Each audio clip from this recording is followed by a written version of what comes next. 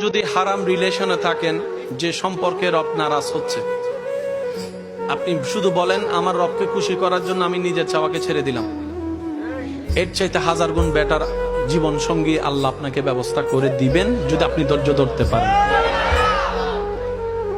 আল আকিলু তাকফিহিল ইশারা। ইমানদার ভাই, একটু বুঝুন, একটু থামুন। জীবন অনেক সুন্দর হয়ে যাবে যদি জীবন একটু ব্রেক লাগাতে পারেন। কারণ আমরা জীবন তরিটাকে শয়তানের হাতে দিয়ে দিছি। এখন যদি একটু ব্রেক লাগায় কোন রকম ইমানি শক্তি দিয়ে শয়তানকে ওখান থেকে সরাইয়ে রবের রহমতের উপর ছেড়ে দিতে পারি, আপনার দিনটাও কল্যাণের হবে, রাতটাও কল্যাণের হবে। এমন কল্যাণের হবে, রব চাহে তো আপনাকে দুশমনে আগুনে ফেলবে, সে আগুনটা আপনার জন্য নিয়ামতের আগুন হয়ে যাবে। মনে থাকবে ইনশাআল্লাহ। সবাই মিলে বলেন ইনশাআল্লাহ।